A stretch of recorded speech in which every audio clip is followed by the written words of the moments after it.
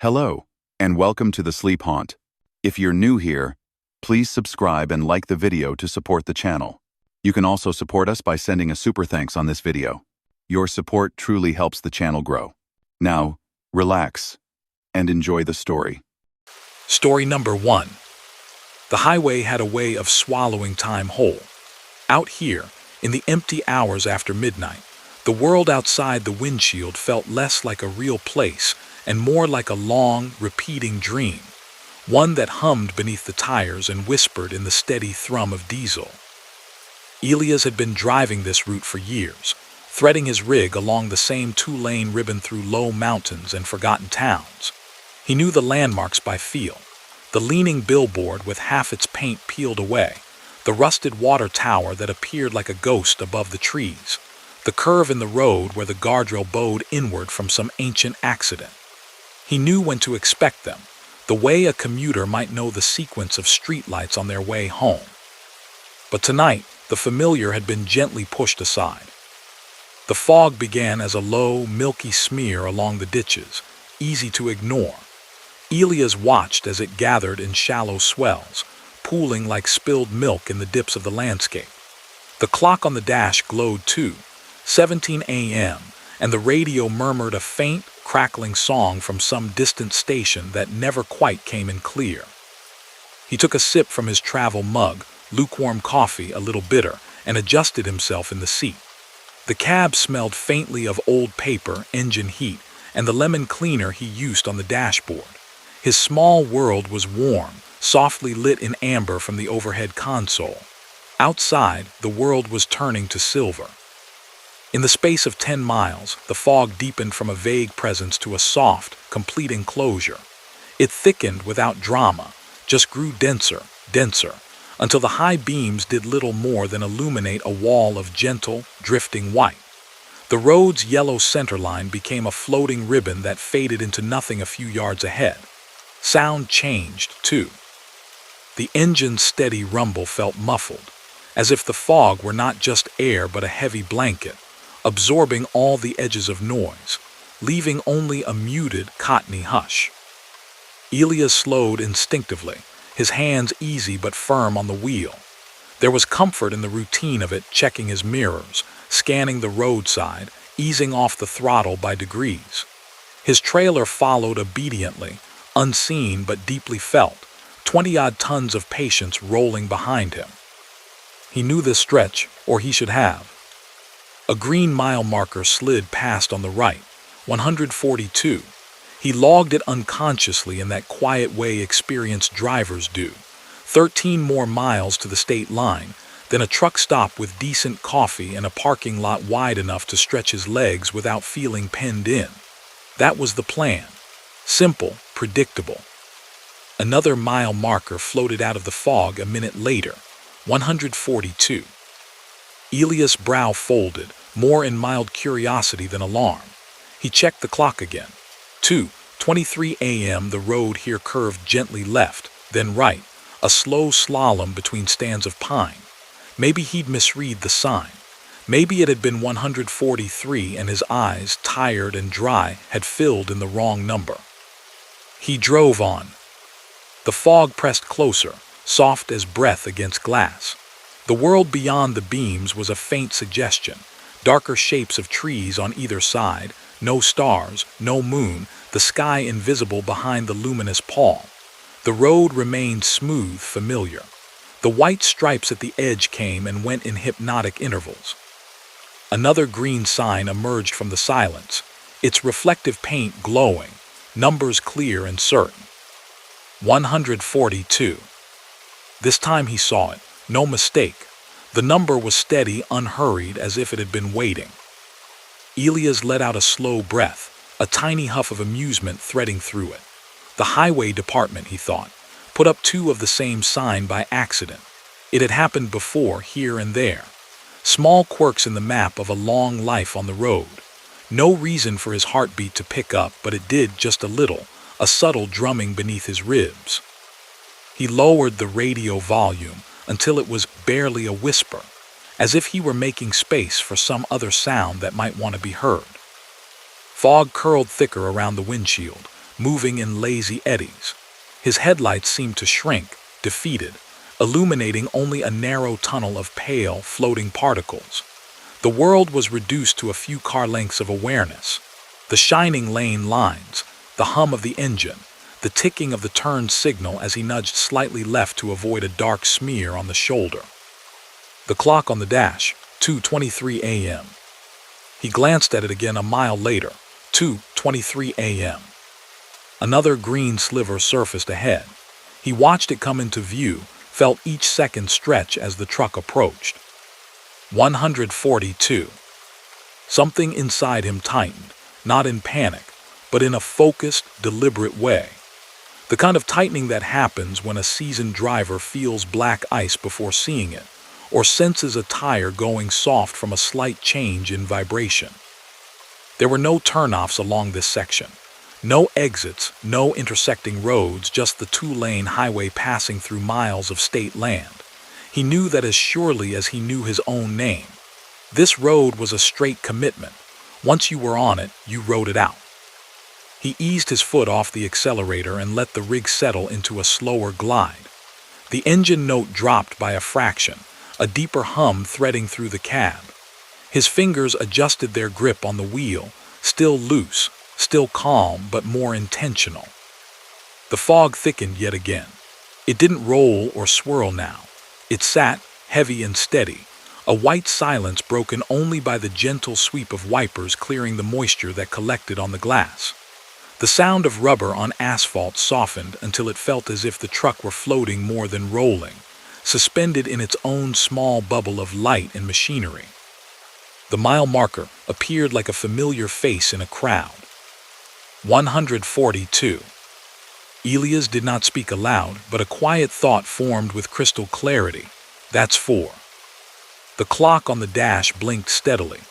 2:23 a.m. The seconds didn't seem to be moving. He watched for the subtle shift, 2:24, 2:25, but the display held its ground, unwavering, as if caught mid-breath. His chest rose and fell slowly. There was no obvious danger, nothing overtly wrong. The road was smooth. The engine temperature was normal, gauges all sitting where they should. He wasn't dizzy. His vision was clear, if narrowed by the wall of fog. He flexed his toes inside his boots, felt the solid, uncomplicated pressure of the pedals beneath his feet. He was awake, he was present, and the world had quietly, politely slipped sideways. On the shoulder up ahead, a shape materialized, a darker patch against the gray. He instinctively checked his mirrors, then the road behind, though there was nothing there but soft, luminous nothingness. The shape grew as he approached, resolving into something tall and lean. A figure standing just beyond the edge line. It stood very still, facing the road, not waving, not signaling, just present. The outline suggested a long coat or jacket. No hat, shoulders slightly hunched as if from the chill. Elias' hand moved toward the high beam's switch, then stopped. He didn't flip them. Something about the quiet posture of the figure made him reluctant to flood it with light, as if it were some wild thing that might scatter if startled. As the truck drew closer, the details remained maddeningly soft. The fog clung to the figure, blurring the edges, turning a face into an impression, eyes into darker smudges in a pale oval. There were no distinct features to fix upon, only the certainty that someone was standing there, watching the truck pass. At the last moment, as the cab aligned with the figure, something strange and gentle happened. The air in the cab shifted, no dramatic chill, no icy breath on the neck, just a faint, almost imperceptible change in pressure, like the subtle pop in the ears when driving up a hill. For a heartbeat, the hum of the engine dimmed, and another sound blossomed carefully into the quiet. A murmur of voices, layered and distant, the way they might sound through a thick wall or from a crowded room far below. The tones were low but not angry, not mournful, just talking, familiar and indistinct. Then, as the trailer slid past where the figure had been, the voices thinned, stretched, and dissolved back into the steady, faithful drone of the truck. Elias checked his side mirror out of long habit. There was only fog. Up ahead, the green shape of a sign loomed. 142. This time his pulse did leap, though nothing else changed outwardly. His breathing stayed even, his hands steady.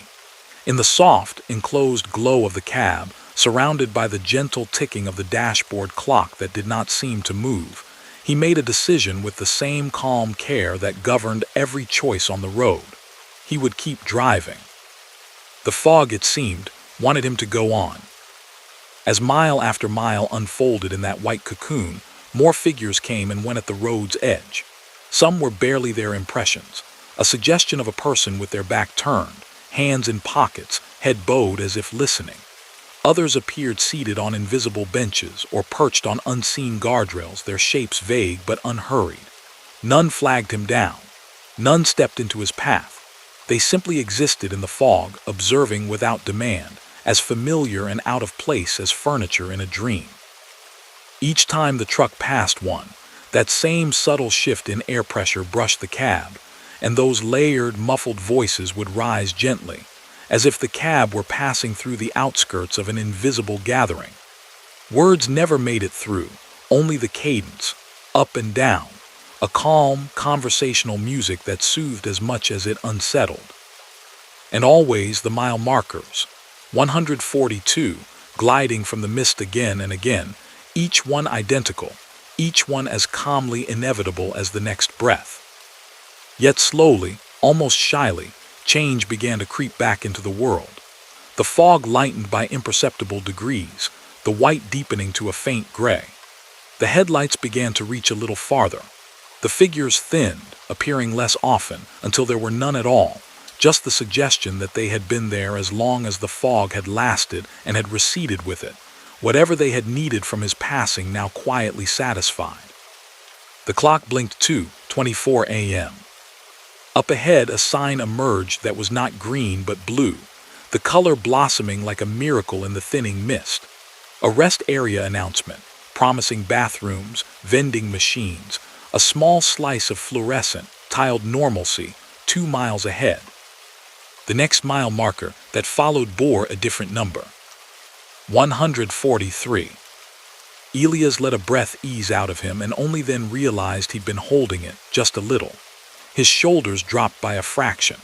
The world outside resumed its ordinary shape by degrees, the faint outline of trees, the subtle rise and fall of the horizon.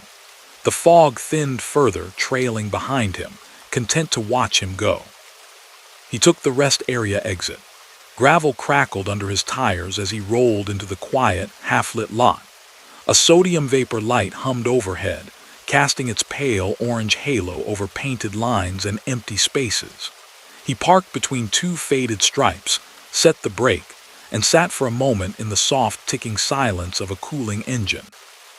The air in the cab felt normal now. No strange pressure, no invisible crowd, just the faint scent of coffee and lemon cleaner, the soft rustle of fabric as he shifted. Outside, the fog lingered at the edges of the lot, not quite crossing under the artificial glow. It stood back, patient, a vague wall along the tree line, as if respecting a boundary. The clock on the dash read 3:02 a.m. He knew, without quite knowing how, that whatever stretch of road he had just traveled did not belong entirely to the map in his atlas. It lay adjacent to his familiar route, like a thin page tucked between others, reachable only in certain hours, under certain conditions, when the world went quiet enough for other things to press close. He also knew he'd sleep well, despite the unease threading through him. The fatigue of miles and the gentle, steady hum of the truck would see to that. In his bunk, with the soft vibration of the idling engine beneath him and the familiar scratch of blanket against his hands, he would drift away while the fog, somewhere back down the highway, thickened again for someone else. He shut off the dash lights, leaving only the faint glow of the parking lot lamp seeping in around the edges of the curtains. As he settled in, the whisper of tires on distant pavement, some other traveler, some other story, passed briefly through the night, then faded into the same soft silence that had cradled the road. The highway, in its own patient way, was always waiting. Story number 2. By the time the fog rolled in off the bay, Mara had the heater set to a low, steady warmth and the radio turned down to a comfortable murmur. The cab of her truck was a small, traveling room, faded flannel thrown across the bunk, a dangling air freshener shaped like a pine tree that had long since given up its scent, a small photograph taped beside the logbook. Outside her windows, the world was thinning to gray. This stretch of coastal highway had a reputation among drivers. It wasn't for treacherous curves or steep grades, though there were a few of those. It was for the way the fog came in, silently, suddenly turning the road into a narrow bridge through nothing. Locals called it the blank, like a missing space on a form. Mara had driven it enough to know why. The dashboard cast a soft green glow over her hands on the wheel, fingers relaxed but attentive. The CB radio, an older unit with a few scuffs on its chrome, slept quietly in its bracket. A faint hiss of static was the only sign it was alive. The rhythmic sweep of the wipers brushed beads of moisture away from the glass, making room for the headlights to catch the next few yards of slick, dark pavement. Out beyond the beams, the fog pressed close, not violent but insistent. Like thick curtain cloth drawn around a stage. Trees, cliffs, the distant hint of water, everything was erased, leaving only the two white lines that slipped by under her hood and the occasional reflective post that flashed past, damp and lonely. Her thermos of tea sat in the cup holder, still radiating faint heat. She took a careful sip, tasting the faint bitterness of oversteeped leaves comforted by honey. The air in the cab held a mixture of scents: warm plastic, the ghost of old cigarettes in the upholstery, the faint, citrus-clean smell from a wiped dashboard. She checked the clock on the dash. 1:47 a.m., a good time for this kind of emptiness. Most cars were already tucked into driveways and garages. Most people were folded into their beds, dreaming of kitchens and office lights, not coastal cliffs and freight routes. For those who chose the highway, the night felt like their own. The static on the CB shifted, rose for a breath, then settled. Mara glanced at it, habit more than curiosity, and reached out to nudge the volume slightly higher. Channel 19 was where most chatter lived, a low background of voices that came and went like ghost currents, drivers talking weather gossip, road hazards. Tonight, though, the band had been unusually quiet, nothing but the soft, constant hiss. She drove into the heart of the fog. It swallowed sound in gentle increments. The engine noise stayed, but seemed to lose its edges, dulling into a thick, steady presence. The tires' contact with the road felt less like a gritty roll and more like a close, padded hum. Even the low roar of the distant ocean vanished, absorbed into the dense air pressing against the cliffs. A lone reflector post on the right flared white in her lights and slipped away. Another followed, then another. It was like moving through a long, pale tunnel with no walls to see, only an endless suggestion of them somewhere just beyond sight. The CB crackled. Not the usual quick pop of interference, but a longer, rising roll like someone clearing their throat in another room. Mara's eyes flicked to the unit. The red transmit light remained dark. No one was keying up. The sound continued anyway, a gentle swell of static that carried something inside it, a pattern, a rhythm that didn't belong to electronic noise. Then, weaving through the hiss, a voice, low, male, distorted at the edges.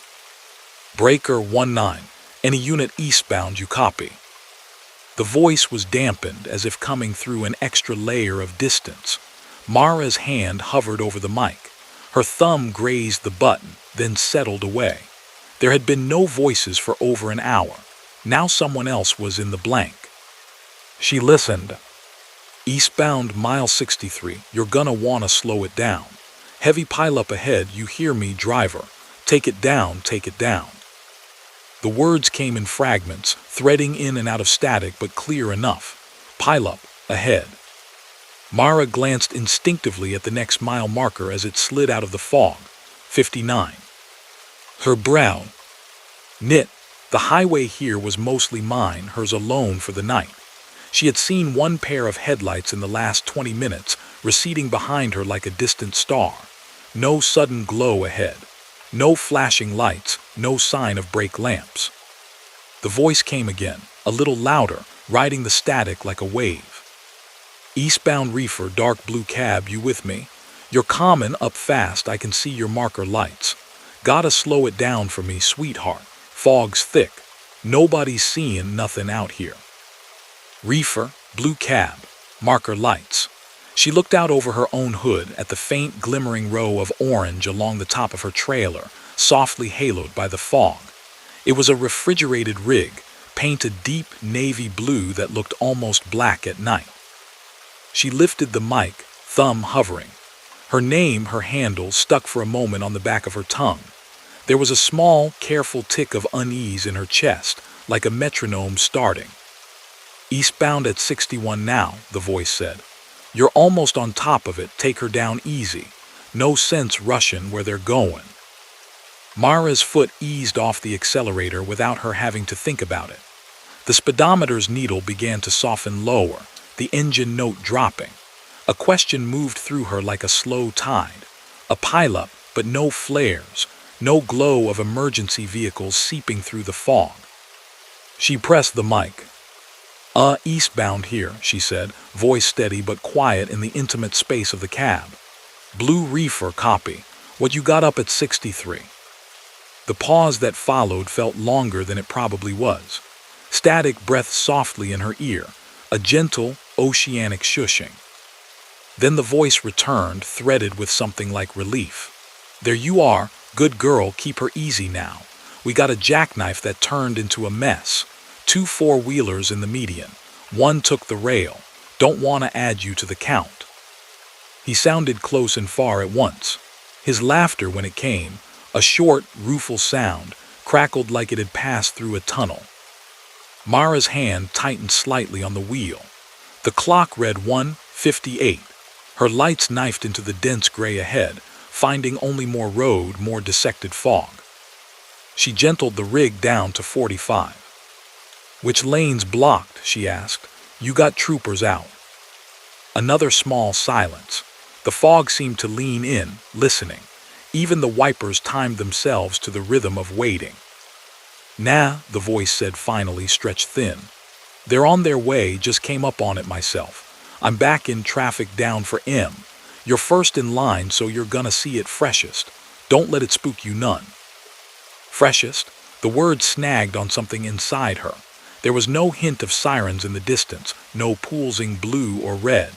Only that soft, steady white.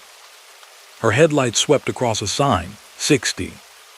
She saw, or thought she saw, the faint suggestion of another truck's taillights ahead, deep in the fog. A faint, sullen pair of red eyes that flickered, then smeared away like breath on glass.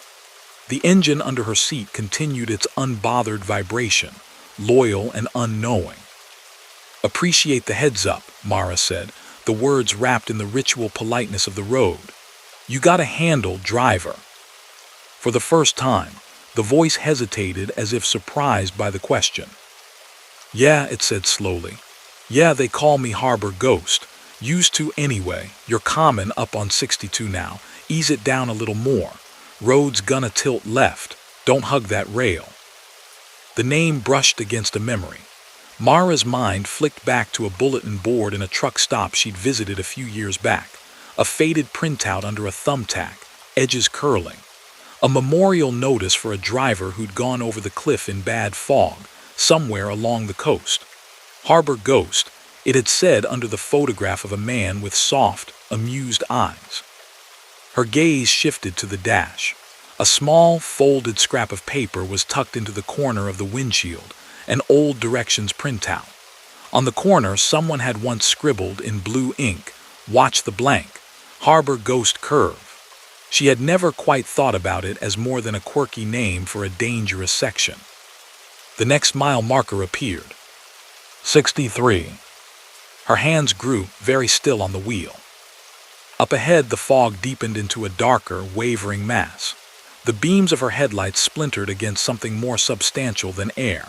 A shape stretched across both lanes, vague but solid. She felt her muscles move before thought could catch up, foot easing to the brake in a long, deliberate press. The loaded rig responded, weight shifting but controlled, the ABS humming gently. The shape clarified only as she neared to a crawl. It was nothing. No twisted metal, no cars, no scattered glass. Only a patch of fog thick as wool, sitting heavier than the rest over a subtle dip in the road, low and somehow watchful. As the truck crept past, the temperature in the cab seemed to drop by just a degree, enough for her fingers to feel the coolness of the steering wheel. Inside that patch, for the space of a breath, her headlights caught something hanging in the air, brief reflections, like the suggestion of reflective tape on a trailer, the pale curve of a crumpled fender, the phantom blink of hazard lights. They shimmered half there, then thinned and fell back into flat white. The CB hissed softly. No voice emerged. She rolled past the place where the rail on the right side of the road had been replaced, a newer segment of guardrail, its metal less dull, its bolts cleaner. A small sign stood beyond it, almost swallowed by the fog but close enough for her beams to touch. A white cross, weathered, with a name she couldn't read at this angle. The truck moved on. Her speed climbed gradually, almost reluctantly, like a heart rate settling after a scare. The fog began, at last, to lift. Not in any dramatic sweep, but in thin, patient degrees, the gray turning to a softer veil, then to patches of openness where the wet gleam of the ocean returned at the edge of her vision. "Harbor ghost," Mara said quietly into the mic, her voice steady. "I'm through 63. Didn't see any pileup. You still out there?" Silence rolled in, warm and deep. The static hushed to a low, even whisper, as if it had turned over and gone to sleep. No voice answered, no long sigh of a carrier dropping. It was as though the channel had never come alive at all. She left the volume up as she drove, listening to the nothing. 10 miles later, the lights of a small truck stop shimmered into view on the inland side of the highway. Their red and yellow neon fuzzed around the edges by lingering damp air. She pulled in, gravel crunching softly under her tires, and found a slot among a few scattered rigs, their interiors either dark or softly glowing with television blue. Inside, the diner smelled of coffee, frying oil, and rain-soaked wool.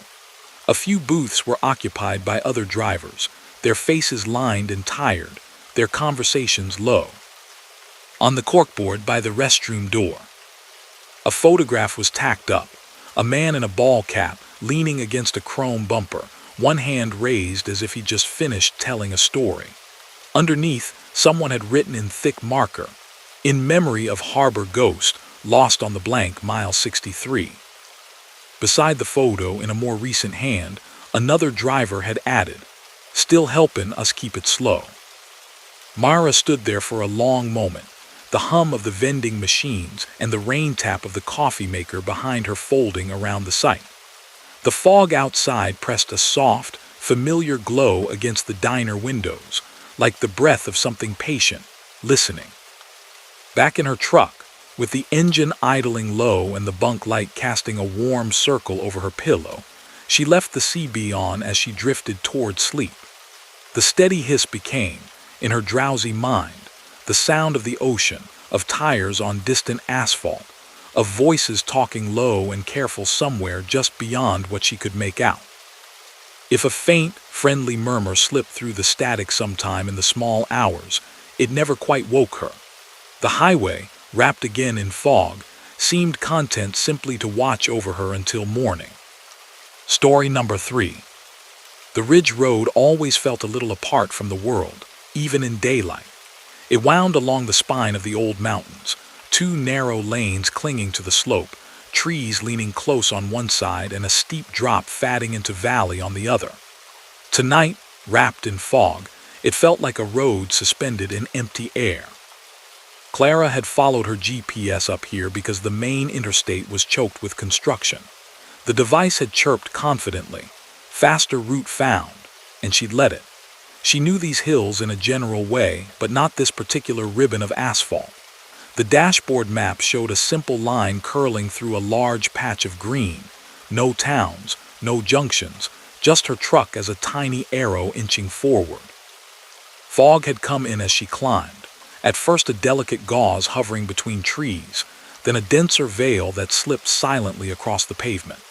Now, past midnight, it lay thick and absolute. Her headlights pushed into it and came back muted, dull beams barely carving out 30 yards of visibility. The center line glowed a weary yellow and then vanished, piece by piece, under her hood.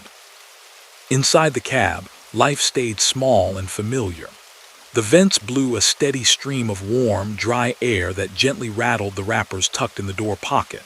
Her thermos of coffee, now more lukewarm than hot, sat within reach.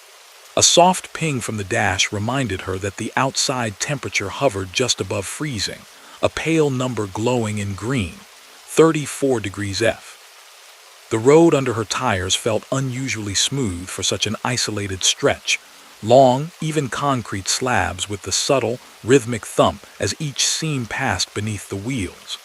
It was a different sound from the patched asphalt she'd left behind. It had the voice of older highway work, laid down in long, straight intentions years ago. She turned the radio dial idly, scanning for something to fill the quiet. Most stations dissolved into static this high up, leaving only faint flutters of music and talk. Then, abruptly, a clear signal slid in, as if it had been waiting right at the edge of her reach. "For those of you headed along Ridge Route 7 tonight," a man's voice said, tinny and bright with that old-fashioned announcer cadence. "We're advising extra caution due to dense fog in the mountain passes. Expect visibility near zero and be prepared for detours at mile 212. Once again, that's mile 212. Stay safe out there, folks." The sound quality was odd, compressed, a little too flat, like something broadcast from a small, old studio in another decade. Clara checked the digital display. Instead of a station name, it showed only numbers, 10:70 a.m. She frowned, just a small crease between her brows. Ridge Route 7, mile 212. The GPS did not use those designations. It listed this road as an obscure county route, a string of letters and numbers. Still, she thought, it was possible the locals had another name for it. She shrugged the oddness away, let the voice wash over the cab. Soft organ music swelled, the kind of gentle instrumental you might hear on late-night radio in a quieter era. It was oddly soothing. The fog outside was not. The world beyond the windshield had shrunk to a tiny, luminous tunnel. The trees were gone, or at least invisible, replaced by a soft white wall that seemed to press right up against the glass. The edge line flickered in and out of sight a few feet to the right, a fragile thread keeping her from the drop. Clara's hands were light but careful on the wheel, her shoulders aware of every subtle lean of the truck. The mile marker that emerged from the fog on her left was barely visible, a green rectangle floating like a quiet thought. For an instant, her headlights caught the number. 212. Her eyes flicked to the radio by reflex. The organ music faded. The announcer's voice returned, calm and unhurried. "And a reminder," he said, "rest facilities are available at the Crestview Service Plaza at mile 214 eastbound. That's a full plaza, fuel, hot meals, and parking for trucks and passenger vehicles. If you're feeling drowsy in this fog, do yourself a favor and pull in for a spell." Clara did not recall any service plaza marked on her route. The GPS map ahead of her showed only curves and contour lines. No gas icon, no exit ramp. She tapped the screen. The route overview stretched out, a simple, lonely path, nothing at 214. The fog thickened still, becoming almost luminous in her high beams.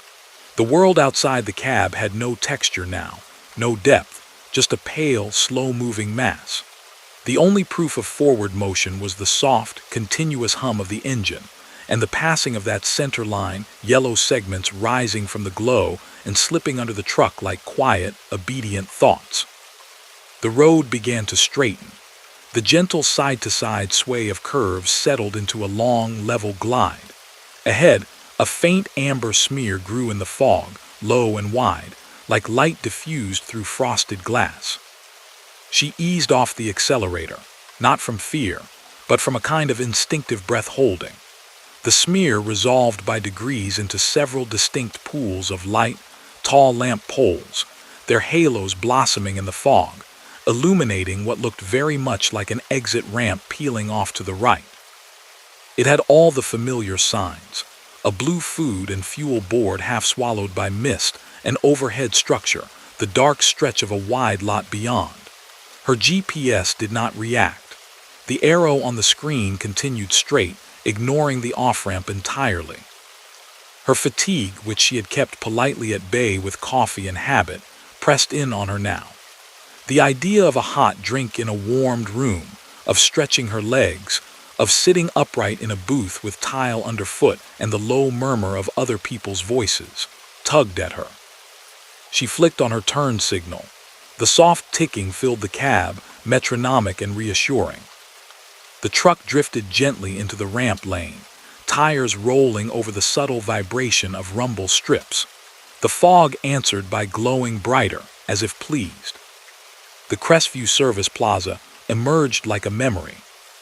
It was large, spread out in a familiar configuration, fuel islands to one side, a low, wide building in the middle, parking lanes stretching in orderly rows. The sodium vapor lamps overhead cast their particular, nostalgic orange hue over everything, softening edges, giving the scene a kind of timeless haze beyond the literal fog. She saw the silhouettes of a few cars, an older sedan, a boxy station wagon. Several long, dark shapes of trucks sat in the back row, shadows among deeper shadow. Their marker lights were off. No engine rumbled. The lot was hushed. Clara pulled into the truck area, found an open slot near the end of the row. The concrete here was wet but smooth, no cracks or weeds in the lines. She set the brake. The sudden stillness after hours of motion wrapped around her like a heavy blanket. The engine's idle eased into a low purr. The fog swirled lazily in the orange light, dropping small beads of moisture onto her mirrors. She turned off the radio. The last thing she heard just before the click of the power button was the announcer saying, "Thanks for traveling with us tonight on Ridge Radio. We'll be here till dawn." The silence that followed was deep and soft. She could hear the faint tick of cooling metal under the hood, the subtle creak of the cab settling. Outside, the world was damp and muted. Clara shrugged into her jacket and opened the door. The fog leaned in gently, cool and moist against her face, carrying the clean, mineral smell of wet concrete and distant pine. The lot lights hummed overhead, their sound mingling with the far-off hush of invisible highway traffic that might not have been there at all. Her boots made soft, echoing taps on the pavement as she walked toward the plaza building. The air felt almost thick enough to touch, each breath dense and cool. The closer she got, the more details emerged. The big glass doors, the glow of fluorescent light within, the faint shape of a counter, shelves, a coffee machine. She reached for the handle and paused. Through the glass, the interior looked slightly shifted. The vending machines lined up along the far wall were older models, bulky with small, square buttons. The posters advertising meal deals showed prices that tugged at the back of her mind, numbers that felt too low. A bulletin board near the entrance was crowded with paper flyers, their corners curling slightly, their fonts old-fashioned. A woman stood behind the counter, blurred by fog-streaked glass. Her hair was done in a style Clara's mother used to wear. She held a coffee pot, pouring into a mug for someone seated at the counter, a man in a flannel jacket, his hat pulled low. Neither looked up. Clara wrapped her fingers around the cool metal of the door handle. It turned easily.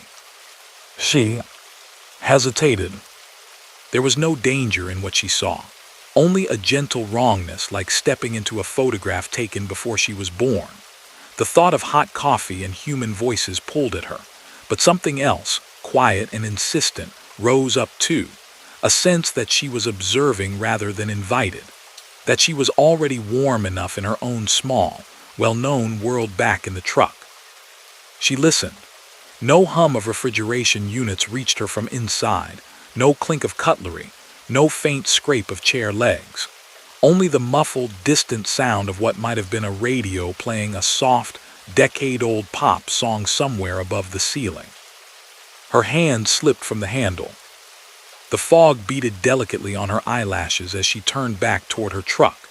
Its outline loomed, solid and welcome in the orange mist, the faint glow from the sleeper window like a single, loyal star. She climbed in, closed the door with a soft, sealing thump, and let the familiar smells, diesel, worn fabric, faint coffee, wrap around her. She decided she would rest here, but in her own space. The bunk creaked pleasantly as she stretched out, quilt pulled over her shoulders, the fabric cool at first, then warming with her body heat. She cracked the curtain a fraction, watching the lot through the narrow gap.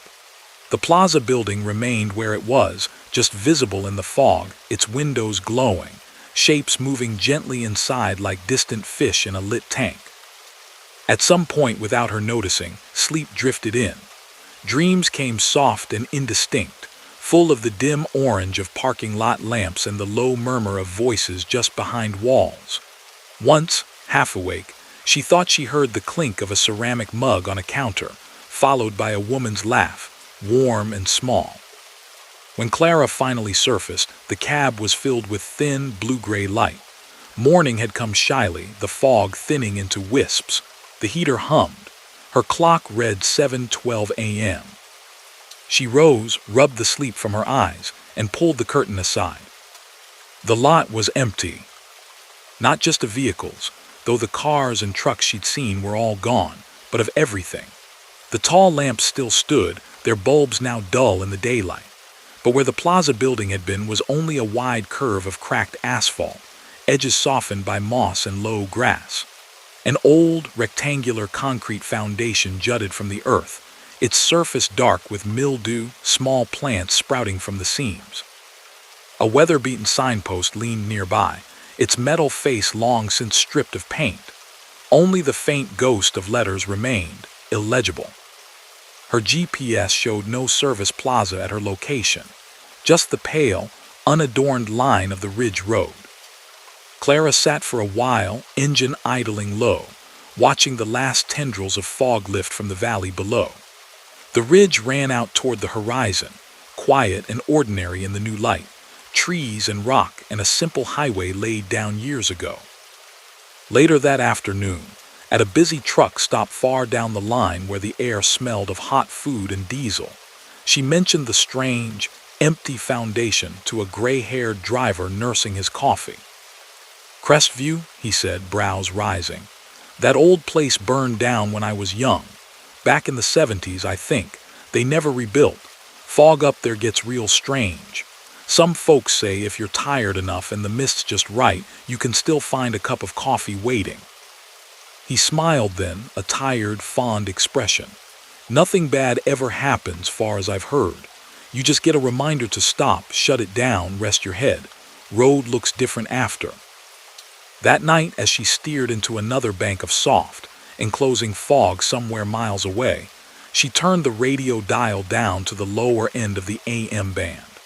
For a few heartbeats, under the static, she thought she heard an old announcer's voice mention Ridge Route 7. The sound faded. The cocoon of fog cradled her truck. Inside, warmed by familiar vibrations and the glow of her instruments, Clara felt the highway settling in around her, less like a threat than a long, watchful companion. Story number 4. The causeway across the bay was never entirely dark.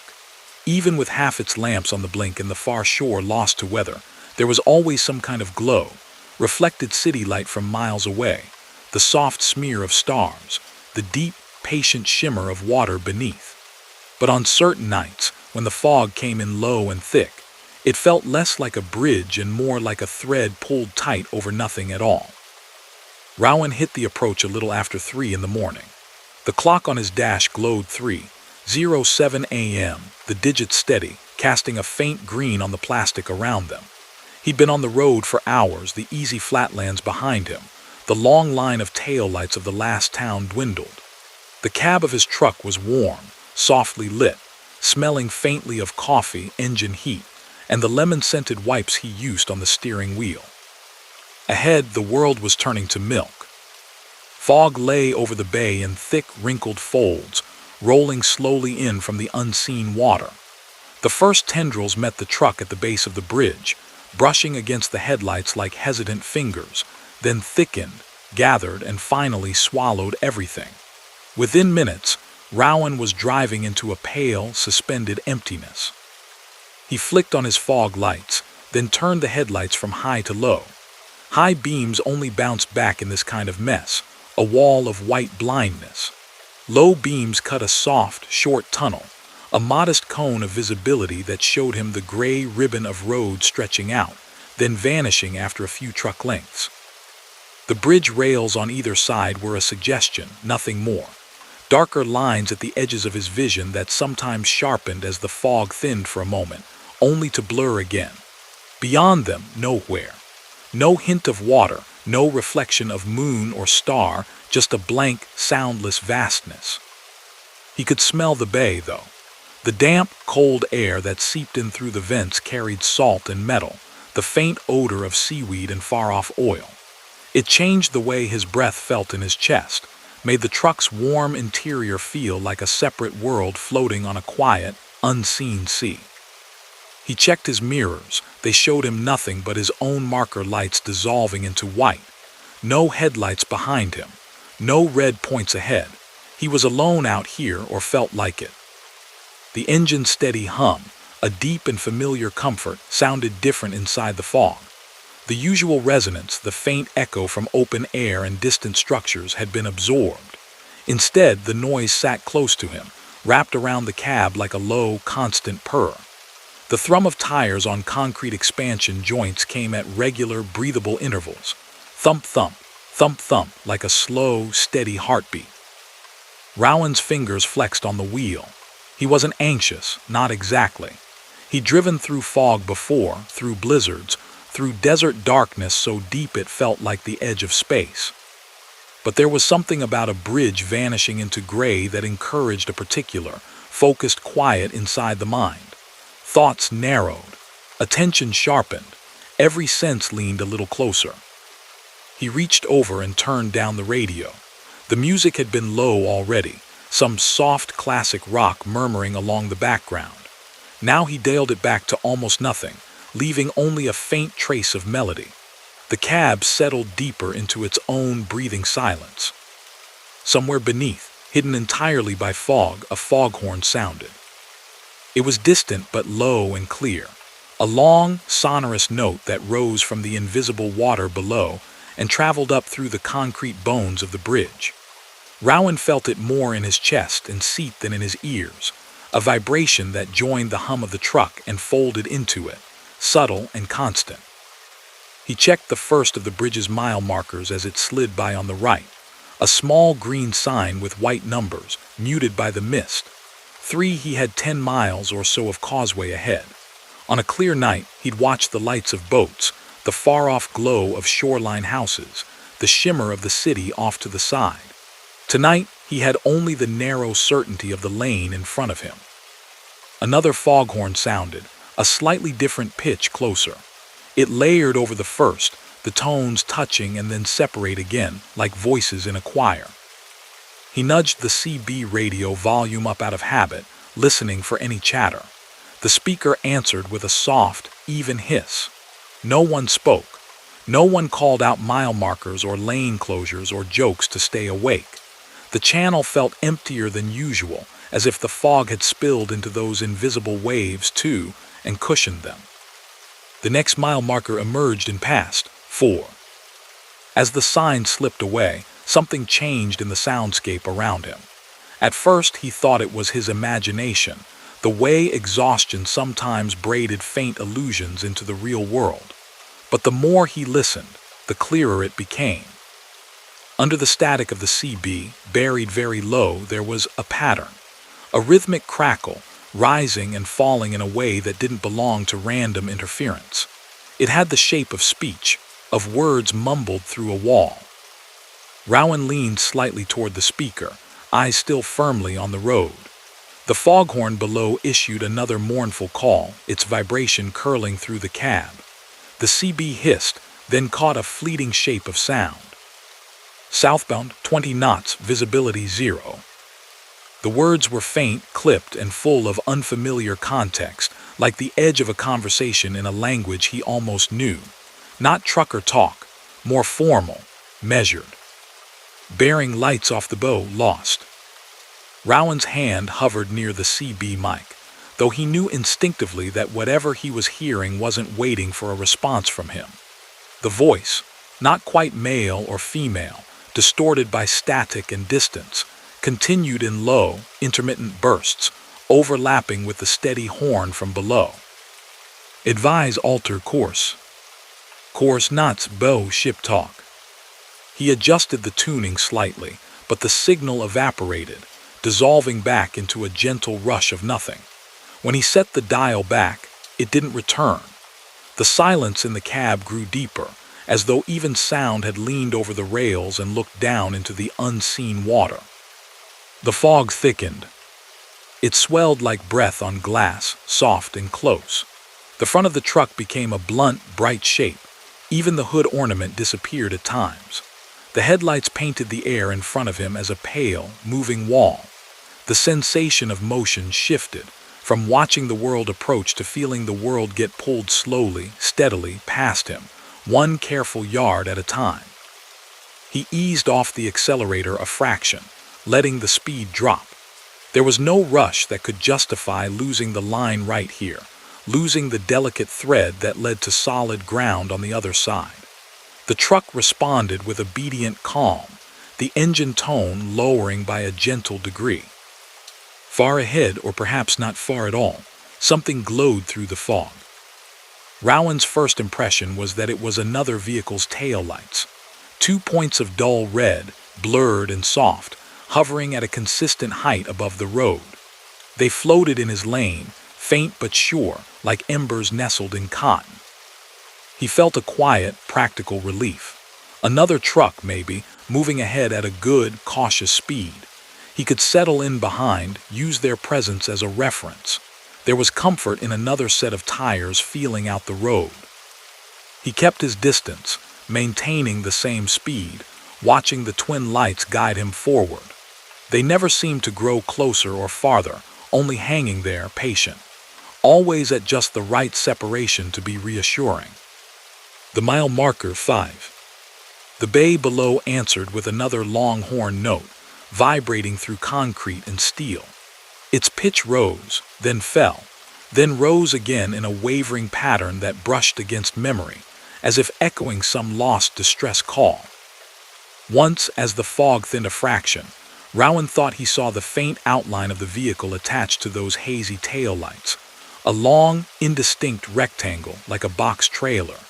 The red lights wavered in the mist, then sharpened for a heartbeat, 2 small circles of amber-red glow, older than the crisp LEDs seen on newer rigs.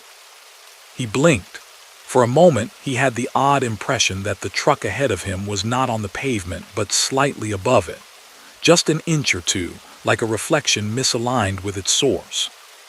The fog wrapped tighter, hiding it again. The CB crackled softly. Within the static, the faint phantom ship's voice returned, overlapping with another, calmer one, as if 2 conversations had spliced. Hold that line. Can you see the channel markers? Negative, all white, can't see the water, can't see anything at all. The despair in that second voice was muted but present, not wild, just exhausted. It sounded distant but strangely close at the same time, as if it were sitting somewhere in the cab behind Rowan's shoulder. He did not turn. His eyes remained on the floating red lights ahead. "You're all right," he said under his breath, not bothering with the CB button. The words meant more for himself than for whatever faint echoes he'd picked up. "Just stay in your lane. Don't oversteer, you're fine." The truck's heating system blew warmth across his feet and legs, grounding and domestic. The dash lights glowed in familiar patterns. His thermos sat secure, half full, its metal side cool to the touch when he brushed it with his fingertips. Mile 6 slid past. A small shape appeared on the right side, barely caught by his peripheral vision. Some part of the bridge's infrastructure, he assumed, a maintenance platform maybe, or a ladder. But then, in the softened orange of a failing lamp, he saw the outline of a person. They were leaning against the outer rail, where there was no walkway, no platform to stand on, just a low concrete barrier and then sheer air. The figure's shoulders were hunched, arms folded on the rail, head bowed as if peering into the white nothing below. Their clothes were indistinct, smudged by fog, dark jacket, dark pants. No reflective tape, no safety gear. He passed them in seconds. When he glanced into the side mirror, he saw only fog rolling back over the spot. The red lights ahead burned softly on. The bridge's faint vibration under his tires changed then, almost too subtle to notice, as if something massive, somewhere far below, had shifted. The foghorn's next call sounded closer, and for an instant the causeway seemed to breathe with the sea. Rowan's breathing matched it without his permission. Inhale with the rise of the note, exhale with its slow fade. Mile 7. Another figure at the rail, this time on the left, visible through the passenger side fogged glass. This one stood straight, hands flat on the top of the barrier, looking not down but across, into the blinding whiteness, as if expecting to see something emerge. Their face was turned away from him. Their hair, barely visible beneath a cap, stirred in a wind he could not feel. These watchers did not wave or ask for help. They did not move at all. They were simply present, poised at the very edge of the invisible drop, as if listening to something in the fog that no one else could hear. He passed one more at mile 8, and then another, standing closer, their features too softened by mist to be distinct. For a heartbeat as he rolled by, he had the impression that they weren't people at all but impressions of people, like thumbprints left on glass. The red lights ahead flared slightly, as if their owner had tapped the brakes. Rowan reflexively eased off the accelerator. The tail lights steadied, then resumed their calm, unwavering glow. The CB whispered, "Can you see the bridge lights?" "Nothing but white. Feels like we're not moving at all." The first voice replied, steady and firm, "You're moving. I've got you on scope. Just follow the line. Don't look over the side. Don't chase what you can't see." Rowan's grip tightened a fraction. He didn't know if the conversation belonged to a ship or his own road, but the advice fit. Don't look over the side. Don't chase what you can't see. He kept his eyes on the lane, on the thin, reassuring texture of the pavement, on the float of those taillights ahead. His world shrank to that. The glow of red, the soft push of fog, the hum of an engine doing its job. Mile 9. The foghorn's call this time was almost directly beneath him, a deep, resonant note that made the mirrors tremble. It rose through the cab, through the steering column, up his arms, into his chest. For an instant, overlapping it, Rowan heard another horn, a sharper, shriller sound, the kind used by trucks in tight spaces.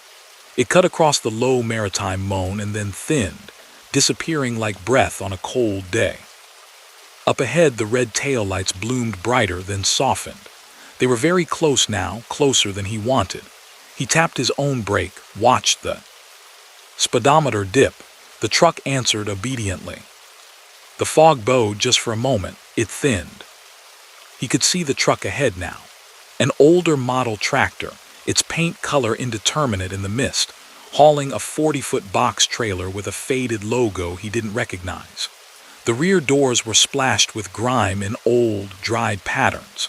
The reflective tape along the bottom was worn, dulled, like something that had seen years and years of weather. There was no license plate. More unsettling than that, there was no spray from its tires, no trace of moisture kicked up from the damp bridge. Its wheels seemed to turn without touching, a fraction of an inch above the surface. The fog slid between the rubber and the concrete like a thin, invisible film. Rowan's breath held perfectly still as the realization settled. The bridge seemed to notice, too. The foghorn sounded again, and this time the note wavered, bending, as if it had caught sight of something that did not belong on its water. The CB hissed softly. Within the static, he heard one last, distinct, quiet sentence. "You're clear now. Just stay with the lights until shore." His chest loosened, not from logic, but from an old, inborn trust in calm voices in bad weather. Mile 10.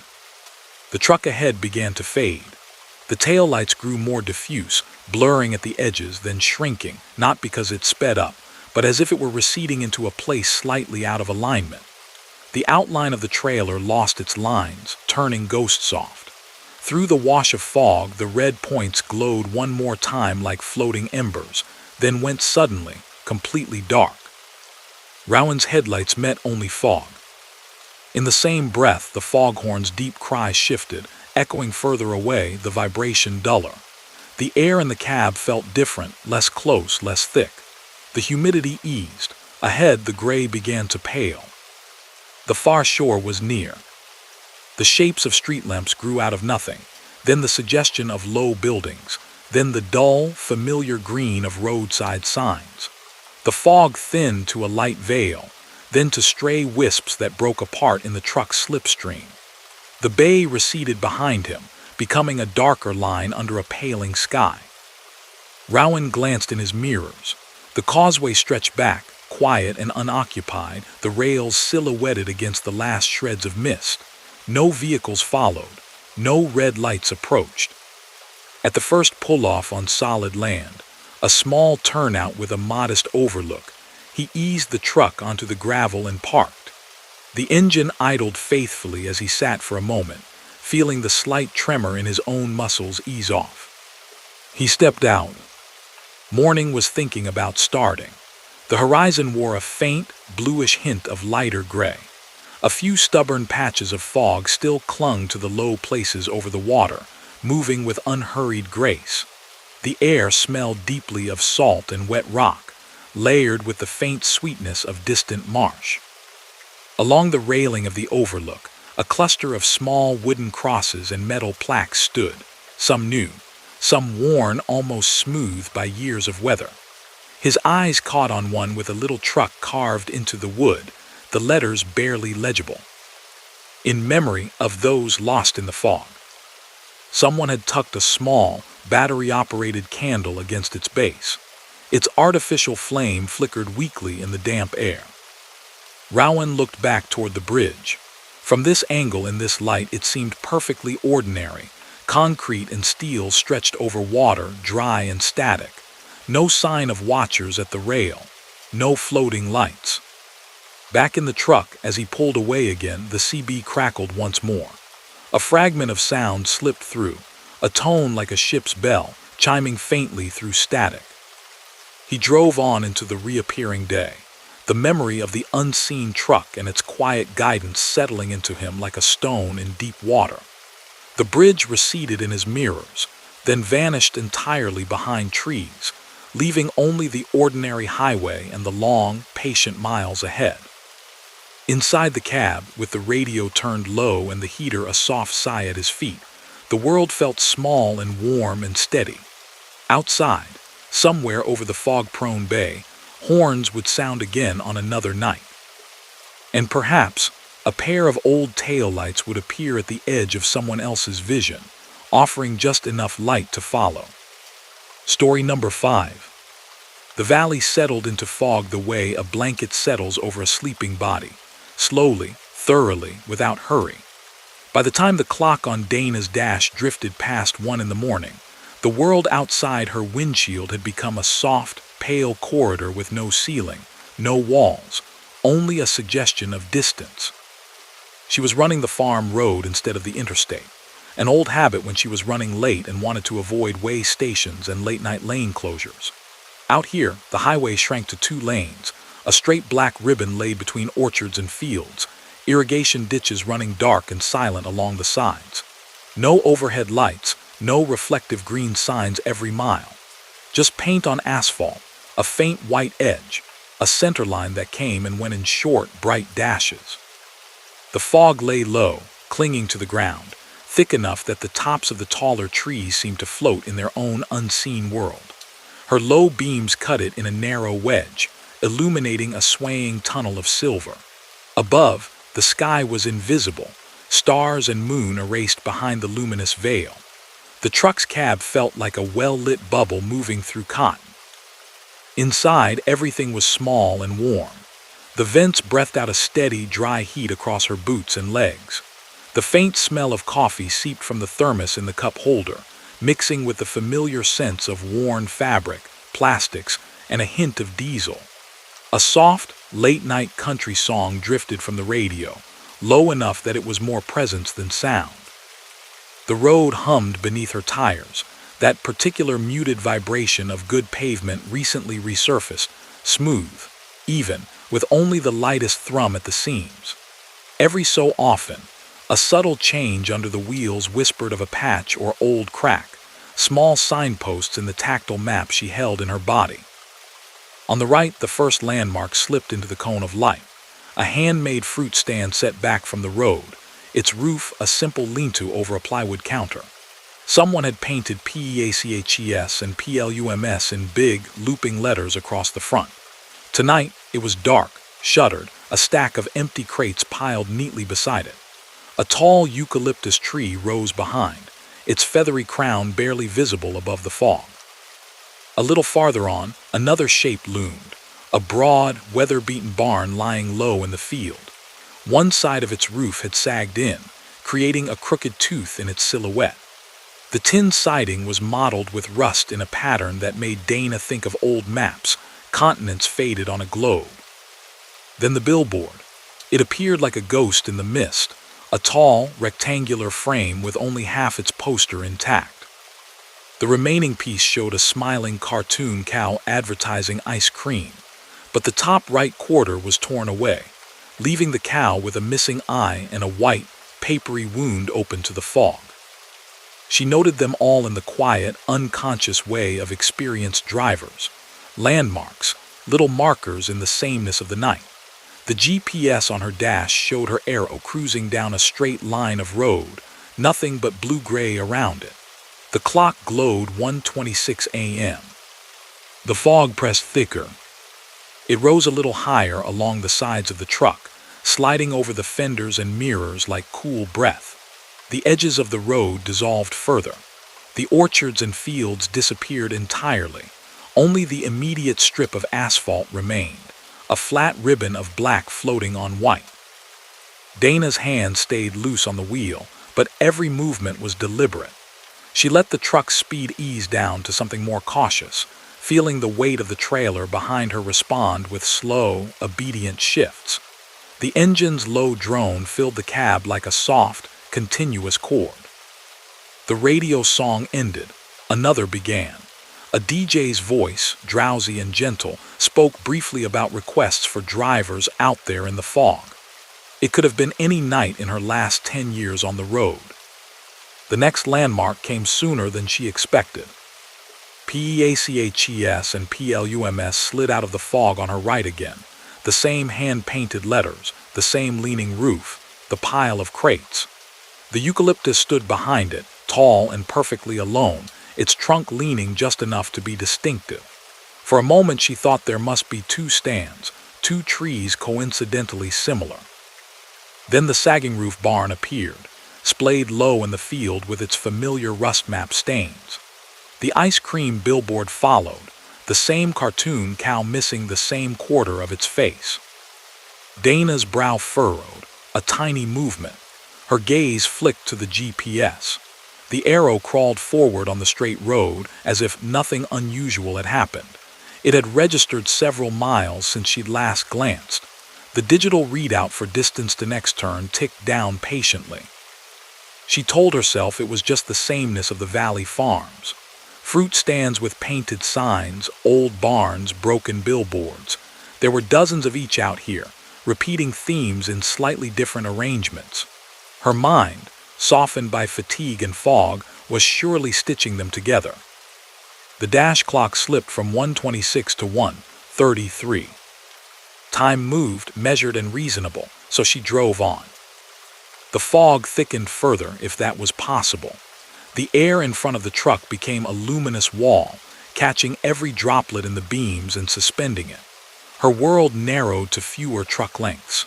The white dashes of the center line appeared and disappeared in a rhythm that could lull if she let it. She did not let it.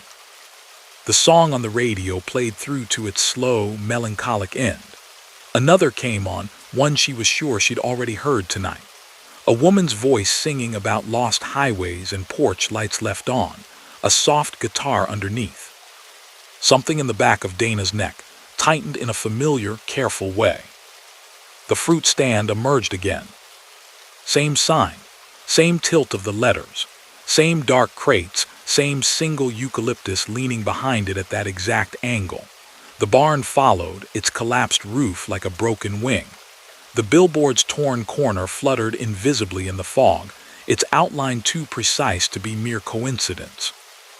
Dana glanced at the clock, 1:33 a.m. Her foot eased slightly off the accelerator, just a fraction, enough for the sensation of speed to change, for the hum of the engine to lower by a note. The truck responded, yet the landscape, the limited, repeating landscape, did not. Her attention spread outward in the confined way it does when something is wrong but not yet dangerous. The wheel, the pedals, the gauges, everything here was normal. Oil pressure steady, fuel where it should be, engine temperature midway between cold and hot. Her own hands were dry, her breath even. In the mirror fog, only fog. No headlights behind her, no distant pinpricks of oncoming traffic. The world around her was as quiet and contained as a thought held inside a closed book. The song on the radio reached its chorus. She knew every word, knew she did, but for a moment the lyrics slipped away from her, like a dream she'd almost recalled. Ahead, PACHES and PLUMS. This time the fruit stand seemed a little closer to the road, or perhaps it was just the angle, the way the fog shifted around it. The eucalyptus's upper branches swayed slightly, though she felt no wind. She passed it, the barn, the torn-eyed cow on the billboard. Her speedometer insisted she was making progress. The GPS did not waver, its thin line unbroken, the arrow moving forward at its usual patient pace. The distance to next turned over another mile. The clock did not. 1:33 held fast. A slow, almost amused part of her mind noted that this was exactly the kind of story drivers told each other at counters and fuel islands. Loops of highway in bad weather, places where time slipped. Ghost miles. Mostly they were jokes, ways to complain about how long a short stretch could feel at 3 in the morning. But the fruit stand did not feel like a joke. It felt like a period at the end of a sentence that kept repeating. She became aware of a faint vibration running through the wheel at regular intervals, a subtle shudder that did not belong to the engine. Every so often, the truck rolled over something, a patch in the asphalt, a seam. The tiny jolt up through her hands came at almost the same intervals that the stand appeared. Somewhere far off, a dog barked once, its sound deadened by fog, then nothing. Ahead, a glow appeared in the opposing lane. Two soft, pale headlights blurred almost to circles, moving toward her at a measured speed. She felt the familiar, small relief at the presence of another traveler, another human being in all this white. As the lights grew nearer, they took on a shape. A truck, she thought, high-mounted lamps. The outline coalesced in the fog, a tractor with a box trailer behind, tall and steady. She flicked off her high beams out of habit, even though she hadn't had them on. The lights drew closer, then resolved with a faint, uncanny precision. It was her truck. Same make, same model, same silhouette of mirrors and antennae, same line of marker lights along the top of the cab, even the same small, irregular splash of darker paint along the side of the hood where a repair had once been sprayed. For a strange, stretched moment, the two rigs approached each other in the fog, twin shapes on parallel lanes. As they met, the cab lights washed briefly over the other driver's face. For a heartbeat, she thought she saw herself, expression neutral, eyes calm, hands at 10 and 2. Then the other truck passed through her like it was made of mist, no impact, no sound. Its headlights slid across her dash and were gone. The fruit stand waited ahead. Dana's breaths came slower now, measured in and out to the rhythm of the engine. Fear never quite arrived. It hovered, waiting, but never stepped in. What she felt instead was a deep, careful attention. The sense that the road here was trying to tell her something in the only language it had: repetition. Her gaze flicked to the right, to the shallow drainage ditches that lined the road. Beyond them, no longer entirely swallowed by fog, she noticed something new. A lane. A narrow farm drive she had not seen before, the gravel pale against the dark soil. A simple mailbox stood at its mouth, its red flag down.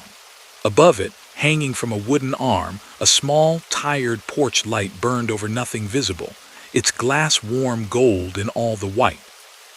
No house was in sight, no trees to frame it. Just that single light, a fixed star at the edge of her narrowed universe. Her blinker clicked on almost of its own accord. The small, insistent tick filled the cab, loud in the quiet. She eased the wheel right. The truck responded with its heavy, familiar grace, nose angling toward the lane.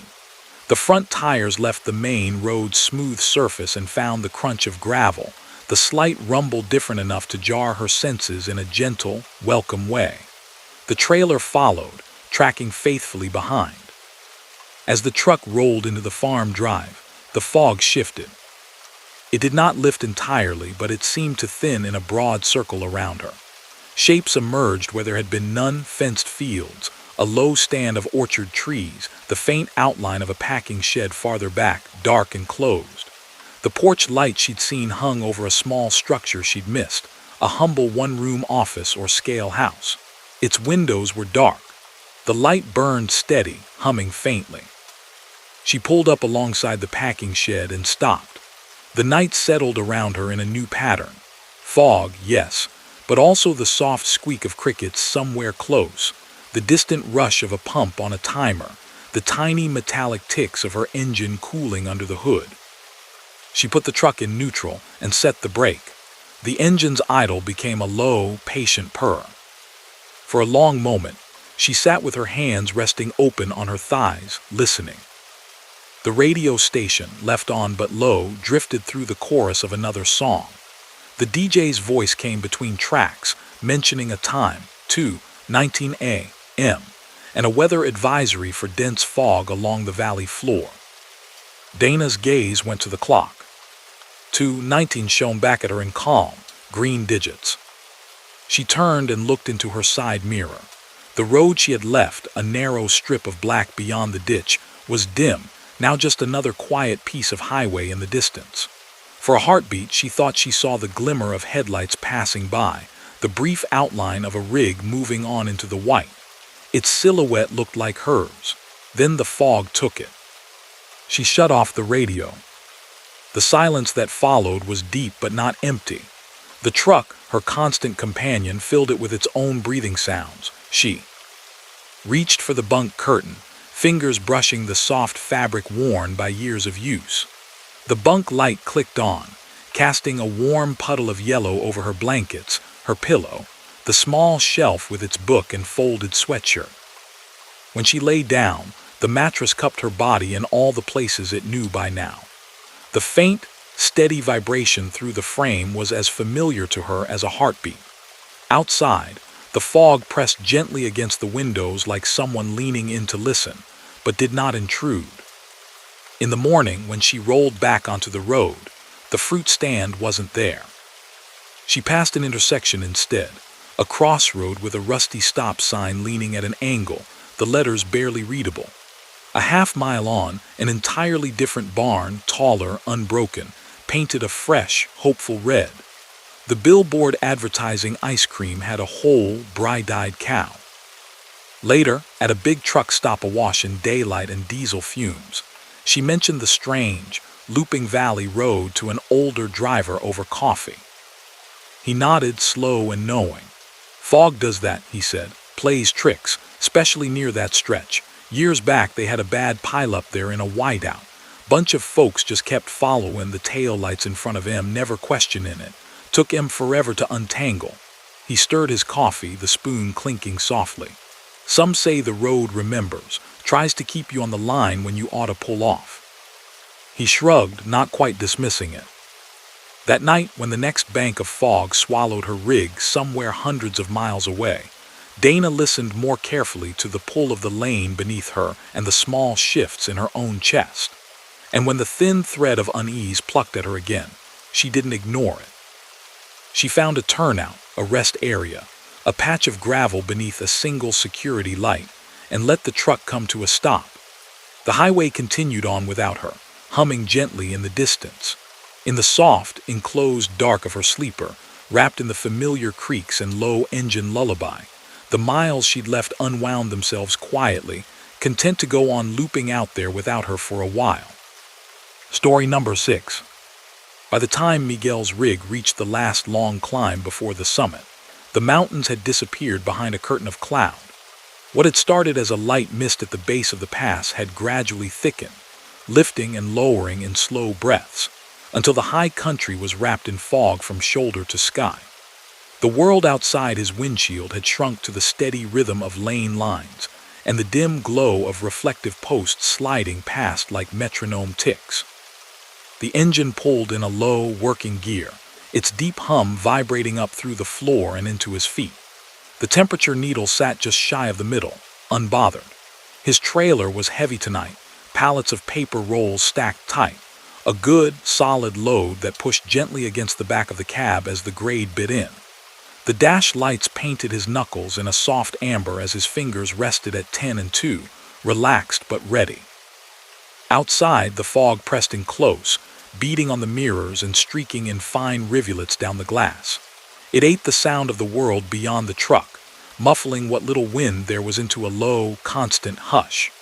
The only noises that remained were the faithful ones: engine, fan, the minor creak of plastic and metal where the cab flexed. He adjusted the heater so it blew just enough warmth to chase the chill from his boots. The cab smelled of coffee from the stainless steel mug in the holder, of the faint citrus cleaner he'd used on the dash at his last stop, and faintly, always, of diesel and road dust. It was his traveling room, his small, private slice of normalcy balanced on 18 wheels. A green overhead sign swung out of the fog, its reflective lettering flashing into existence, and then back into nothing in the space of a breath. Summit 3 miles. All trucks way station ahead. He knew this stretch. The summit scale had a reputation, though not the noisy kind that filled CB channels. It was a quieter sort of story, told at counter seats and in smoking areas behind truck stops, talk of an old inspector who wouldn't retire, a station that lit up in fog though it had been closed for years. Harmless tailies, mostly, that made the coffee taste a little stronger at 4 in the morning. His GPS showed a simple line winding up and over a ridge, no icons for services, no special alerts. Just the climb, the crest, and then the long downgrade on the other side, a dozen miles of descent streaked with runaway ramps like exclamation points. Fog gathered thicker as his elevation ticked upward. The trees that hugged the shoulder vanished entirely. The rock cuts and steep drop-offs on either side became suggestions only, patches of darker gray at the edges of the light. The center line glowed a weary yellow, curving ahead into blankness. The CB hissed quietly on its hook, its volume turned down low.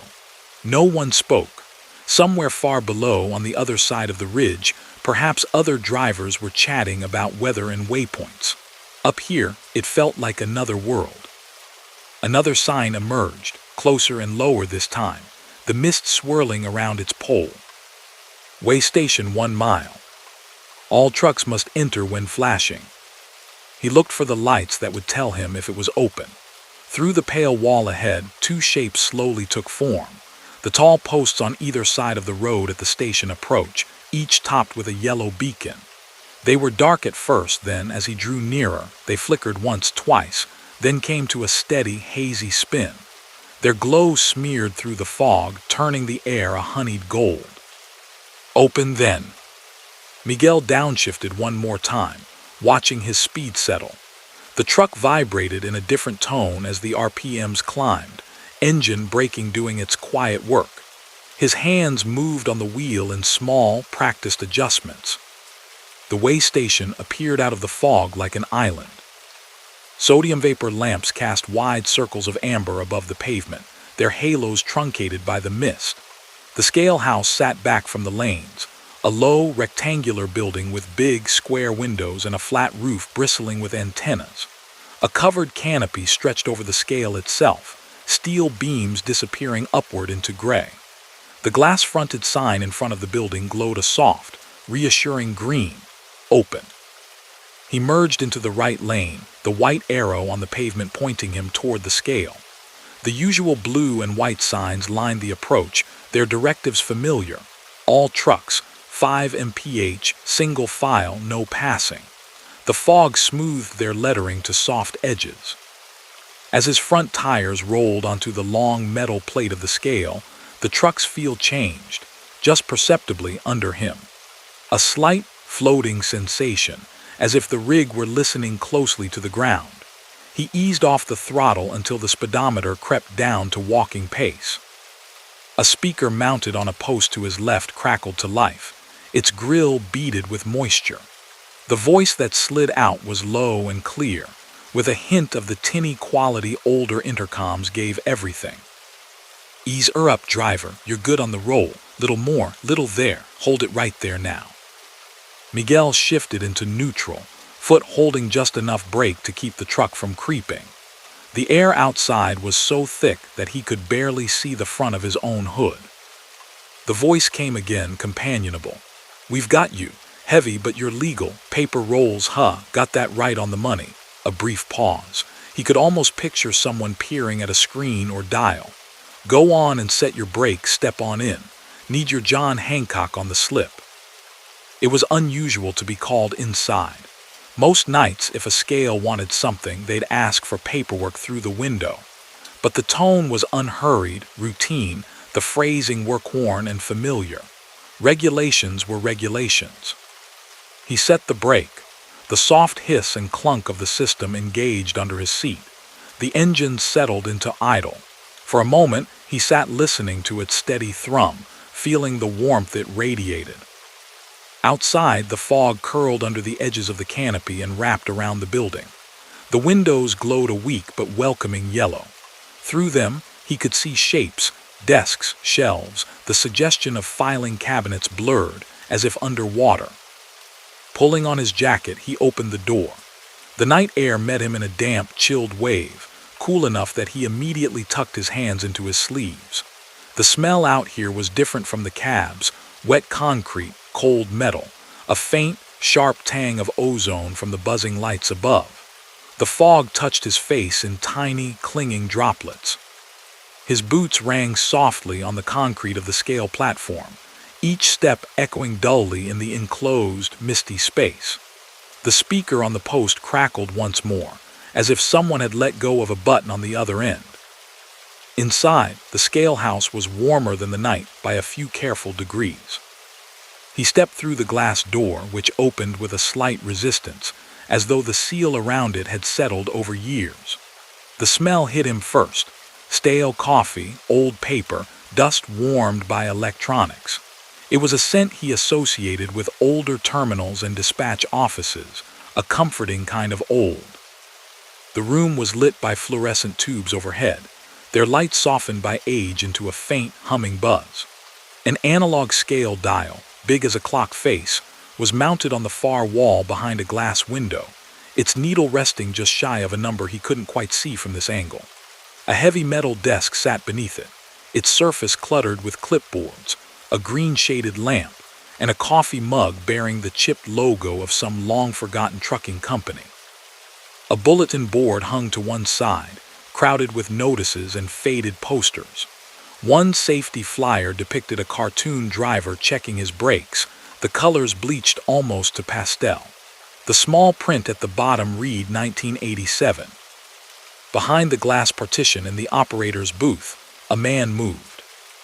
He was of medium height, shoulders slightly rounded, wearing a thick gray sweater with elbow patches gone thin. His hair was more white than dark, combed neatly back. Wire-framed glasses perched low on his nose, catching reflections from the overhead lights. A laminated badge clipped to his sweater read "Hail" in block letters, though the corners of the plastic had yellowed. He looked up as Miguel entered and smiled, the expression creasing his face into a mapwork of lines. "Even in, or what's left of it," he said through the small cutout at the bottom of the glass. His voice matched the one from the speaker, relaxed, seasoned. "Name and company for me." Miguel gave them. The man nodded, already reaching for a form as though he'd expected exactly that answer. His movements were unhurried but efficient, hands moving with long-habituated familiarity over papers and stampers. "Got you at 81,000 even," the inspector said, eyes scanning something just below the window ledge. "Legal with that spread and the permit. You'll want to watch yourself on the west side drop, though. Fog's sitting deep in those switchbacks tonight." Miguel shifted his weight, flexing cold, stiff fingers in his pockets. "I've been through here before," he said. "I'll take it slow." The man's eyes lifted, sharp for a moment behind the smudged lenses of his glasses. "Slow's good. Third runaway ramp's slick when it's like this. Gravel never quite packs in right. If you get in a bind, skip it. Next one down, cut better into the hill." Something in the way he said it made it sound less like general advice and more like a memory. Miguel nodded. On the wall behind the inspector, a round clock ticked quietly. Its hands pointed to 3:17. On Miguel's wrist, his own watch read the same. The inspector slid a paper through the opening, an old-fashioned way slip, numbers and codes printed in a faint purple from impact printing. He handed over a metal stamp with a satisfying heft, its rubber face already inked.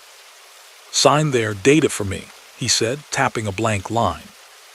Miguel scrawled his name, the pen scratching on slightly fibrous paper. When his eyes flicked to the pre-printed date above, they snagged. June 14, 1983.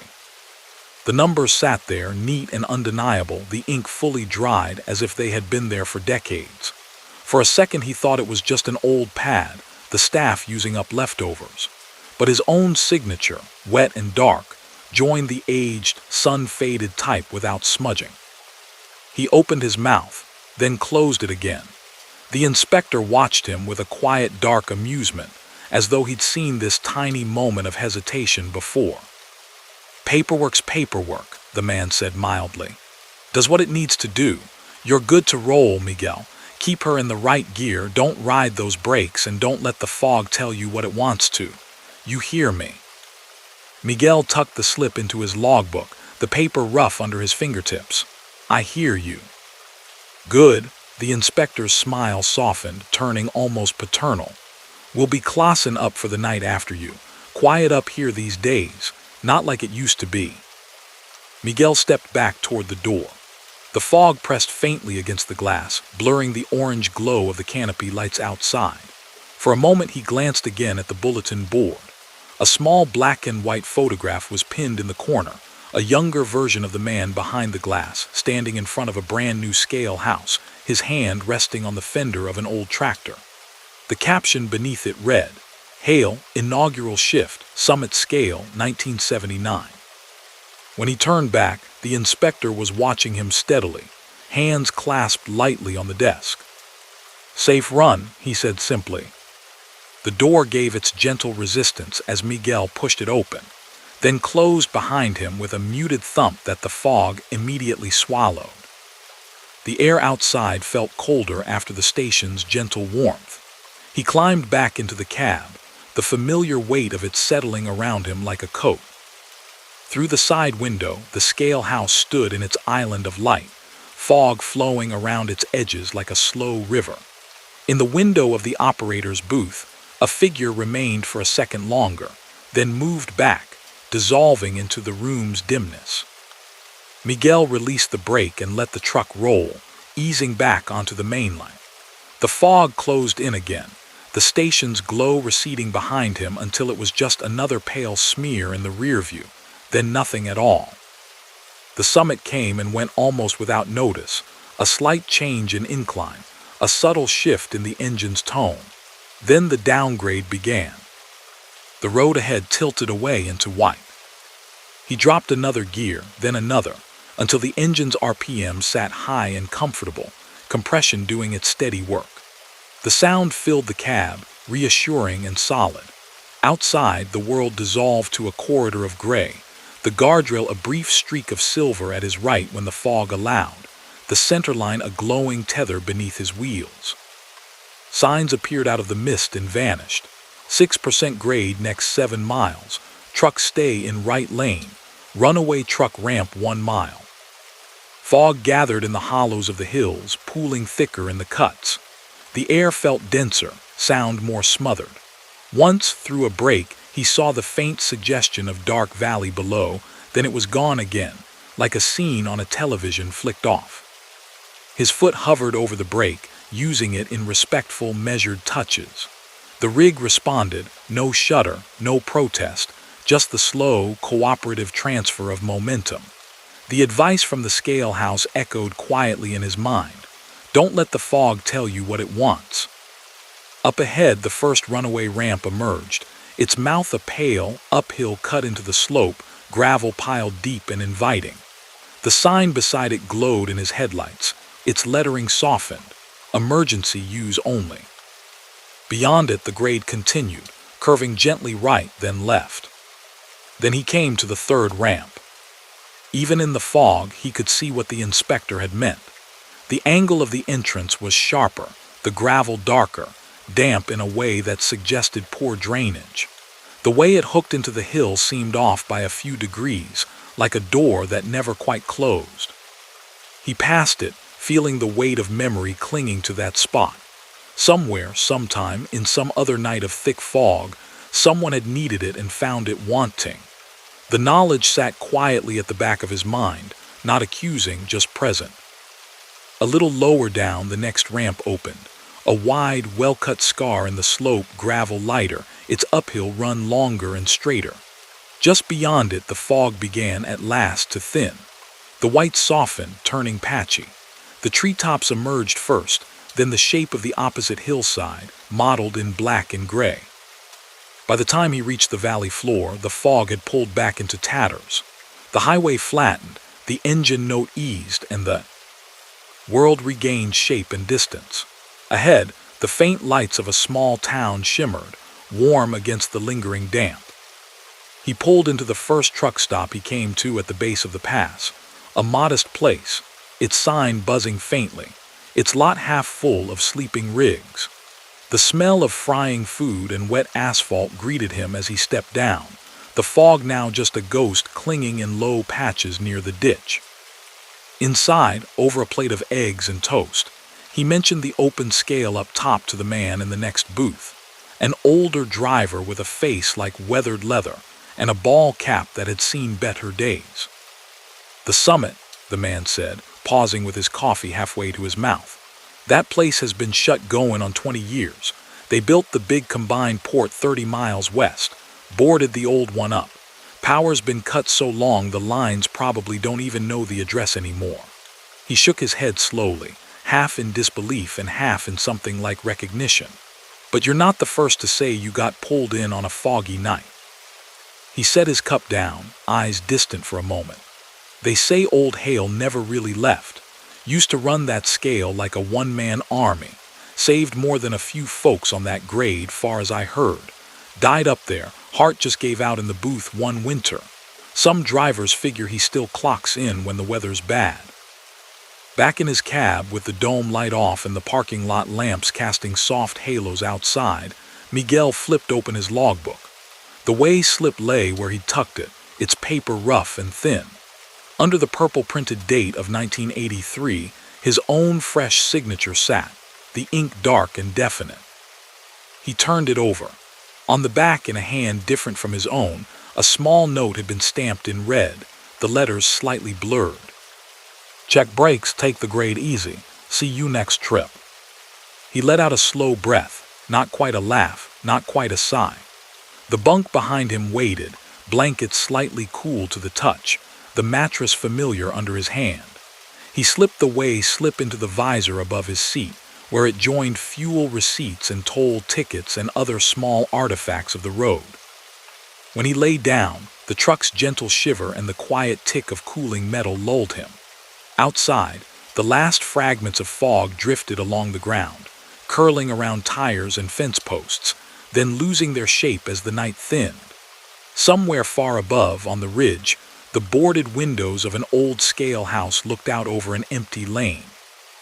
On certain nights, when the clouds dropped low and the gray disappeared into white, a faint green open might glow again for someone climbing alone through the dark, and a calm, practiced voice would crackle through a speaker, ready to weigh more than just steel and freight.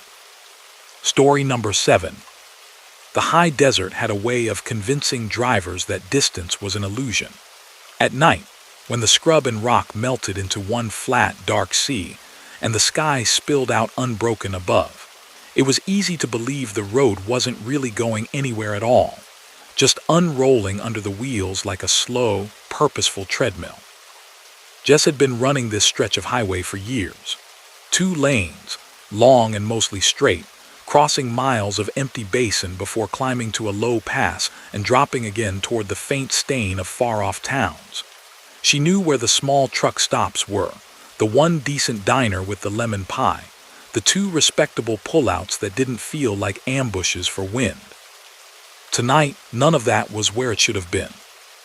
The fog began as a shimmer on the asphalt, the way heat sometimes did in the day. Only this was after midnight, the air crisp and dry in that high-altitude way that made her breath feel extra clean in her lungs. At first she thought it was just exhaust from some unseen source, or a trick of the headlights on a patch of cooler air. But the shimmer thickened. It rose from the road itself, curling low along the shoulders, sliding out of the ditches as though the earth were exhaling.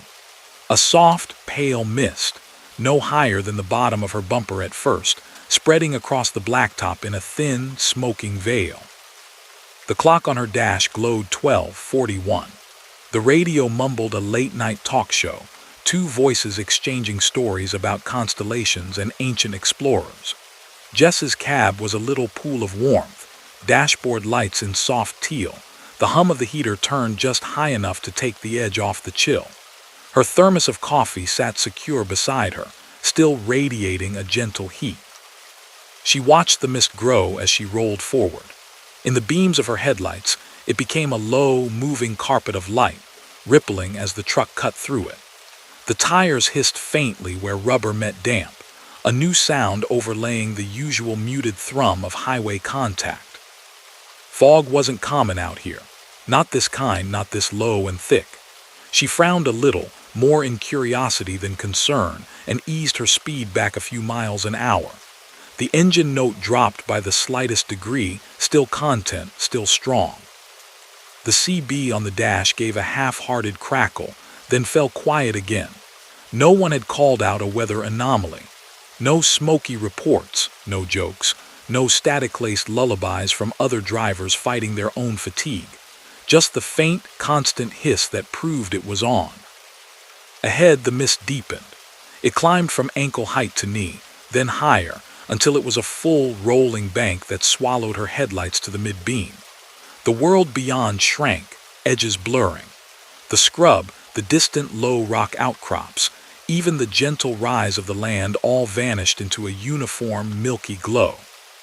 For a moment, it felt as if the truck had left the desert entirely and was moving through a blank, suspended room lit only by its own lamps. She checked her GPS. The arrow sat on a straight, quiet line. No curves, no junctions, no icons. The next tiny dot of civilization was still 30-odd miles ahead, a gas station and a diner that stayed open until 2 on most nights. The screen's cool light painted the side of her hand as it hovered briefly over the map. The radio show faded into static mid-sentence. The transition was seamless. One word clear, then another, wrapped in soft white noise, then only the hiss, steady and unbroken. Jess reached out and gently twisted the dial. The numbers scrolled past local stations, then more distant ones. Her speakers answered with faint, half-formed ghosts of signals. Music clipped and warbling, voices in languages she didn't know, all collapsing back into the same underlying oceanic shush. She left it there, volume low. The sound was oddly soothing, like hearing rain on a roof she couldn't see. A shape emerged from the fog on the right. At first, it was nothing more than a darker patch in the pale, a low blur that might have been a boulder. As the truck neared, details grew in slow, careful increments. A pole, a rectangle affixed to it, then the faint, haloed outline of letters. Vacancy. The sign's neon tubes glowed a tired red, turning the surrounding fog the color of banked coals. Above it, in smaller script, another word, Sierra. The rest was obscured by the shifting veil. Jess's fingers tightened slightly on the wheel. There were no motels out here. Nothing but that one gas stop 30 miles ahead, and that was just pumps, a cooler full of sandwiches, and a diner with 6 stools.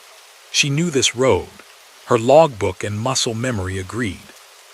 Yet the sign stood there, humming faintly, its light too solid to be some trick of imagination. Beyond it, the mist parted enough to suggest more. A gravel driveway branching off the highway, an open gate, and beyond that, the crouched shapes of low buildings. A strip of rooms in a shallow L, each with a square window, a slightly larger structure at the bend, likely the office. A flicker of warmer light from one of the windows, like a lamp left on. The truck drifted past, her speed too high to turn in safely now that she'd seen it. In the side mirror, the red vacancy letters smeared and then vanished into the white. She checked the clock, 12:51 a.m. The highway pressed forward, a narrow path through thickening dream.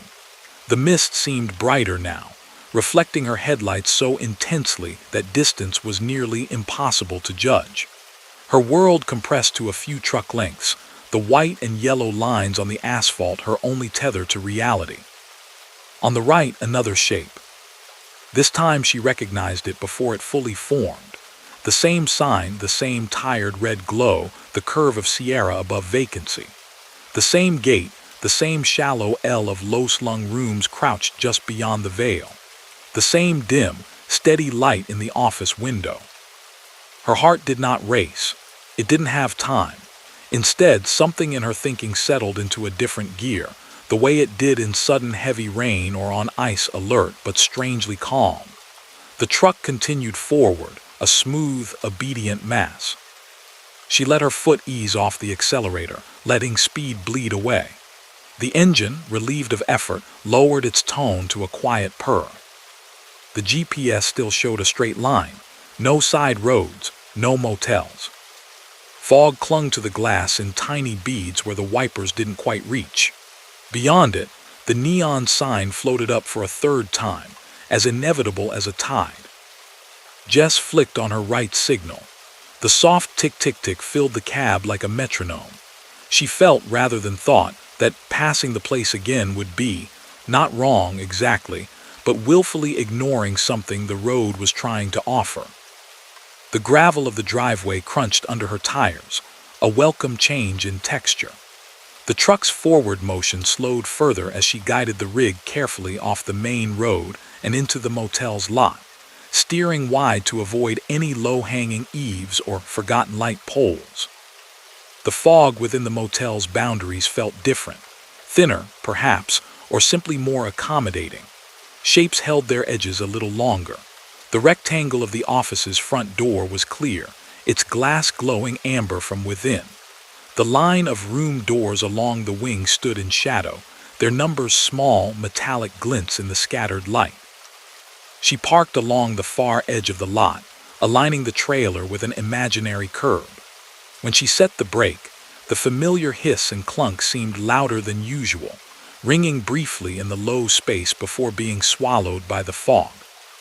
For a moment she sat, both hands resting loose on her thighs, listening. The engine's idle was a soft, steady rumble. Beyond that, nothing. No highway roar, her truck had blocked it or the fog had. No clink of bottles from unseen guests. No television chatter bleeding through thin walls.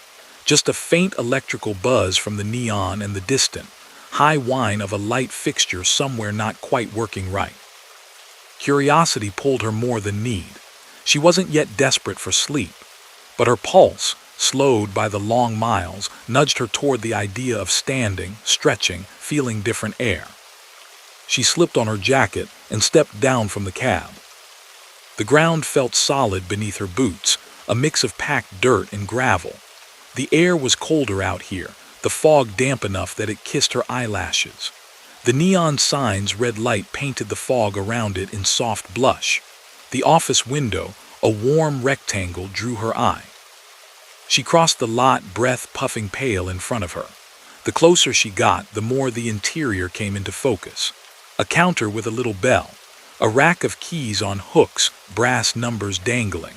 A clock on the wall, its hands pointing to 12:51. A worn sofa against one wall, its floral pattern faded but still cheerful. A lamp on a side table provided most of the light. It had a yellowed shade and a pull chain. The bulb beneath glowed steady and warm, making a small pool in the otherwise dim room. There was no one behind the counter. Jess reached for the door handle. It turned easily. The bell above the door chimed once, a thin, pretty sound that warmed the chill air inside. The smell that met her was clean but old, dust and lemon oil, the faint ghost of decades of cigarette smoke soaked into wallpaper. The air had that particular stillness of rooms that are waiting, not abandoned. On the desk, a big leather-bound registry lay open. A pen rested beside it, its nib dark with ink. She stepped closer, the floor creaking softly under her weight.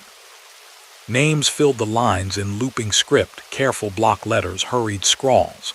Dates marched down the edge of the page. 5/23/62, 6/1/62, 6/14/62. The year never changed. Near the bottom, after a few blank entries, another name had been written in a hand a little different from the rest. The letters were familiar enough to make her stomach flutter. Jess. There was no last name, no truck number. Just that, standing alone on the line, the ink slightly darker than the others, not yet faded by time. The clock on the wall ticked. The sound was steady, neither loud nor soft, but insistent. With each second, the room felt a little more solid, as though acknowledging her presence, accommodating it. She didn't touch the pen. Instead, she stepped back, gaze skimming over the framed photographs on the wall. Black and white shots of the motel's exterior in brighter days, cars parked out front with tail fins and gleaming chrome. A faded color picture of a sign reading, Sierra Motor Court, air-cooled rooms, kitchenettes. Outside, the fog pressed gently against the glass, turning the neon signs red into a faint, liquid glow that seeped along the edges of the window. There was no malice here, no sense of trap, only an odd, thorough stillness, as if the place had been caught in a loop of its own, the way the fog sometimes trapped sounds in a valley so they echoed longer and softer than they should. Jess listened a moment more. Somewhere in the building, not far but not in any room she could see, a radio played. The music was old. A crooning voice over brushed drums and a stand-up bass. The volume was low, like a lullaby leaking from under a closed door. She let herself stand in it, just breathing, for a full minute. The weight of the road slid off her shoulders a fraction at a time. Then she turned and left the registry unsigned. Back in her cab, the warmth met her like an embrace. The fog outside made a soft, pale wall around her windows, but in here, everything was sharp and familiar. The texture of the seat, the faint rattle in the passenger door when she shut it, the little nick on the steering wheel where a ring had once scraped. She drew the curtain between the front and the sleeper, clicked on the bunk light, and lay down. The mattress remembered the shape of her, easing in all the right places. The murmur of the idling engine seeped through the frame in a low, comforting vibration. Once, as she drifted toward sleep, She thought she heard tires on gravel outside, then the muffled slam of a car door. Footsteps on the walkway. A man's voice, distant and easy, asking if there were any rooms left. Another voice answering, warm with practiced hospitality. The sounds braided into her dreams. When she woke, thin daylight seeped through the narrow gap in the curtain. The truck was quiet, engine off. At some point in the night she had turned the key, or the world had decided for her. The clock on the dash read 8:03 a.m. She climbed down and opened the door. The lot outside was not a motel lot at all. It was a wide, gravel turnout beside the highway, ringed by a few low bushes and a weathered picnic table that leaned a little to one side. No building stood, no neon sign, only a broken wooden post near the road with a rusted bracket that might once have held a placard. The fog was gone, burned away by the sun climbing over the ridge. The sky was a high, clean blue. The air smelled of dust and sage, and the faint, metallic tang of distant rain that never quite made it down. On the post, barely visible under the peeling paint, someone had scratched a word long ago. Sierra. Later that week, in a different state and a different time zone, Jess saw an old postcard tucked behind the plastic of a truck stop's corkboard, half hidden among ads and notices. A faded photo of a low desert motel, its sign bright, Sierra Motor Court vacancy. In the image, the neon glowed red against a white sky. A tiny date in the corner read 1962. She stared at it for a long time, the smell of fresh coffee and frying eggs at her back, the hum of voices all around. Then she moved on, the miles already forming up ahead of her like the slow, patient unfurling of fog. On certain nights, in certain weather, the high desert still gathered mist from nowhere. And every now and then, a tired driver who knew the road too well would find a little more light waiting than logic said there should be. A quiet place held out like an open hand, just long enough to rest.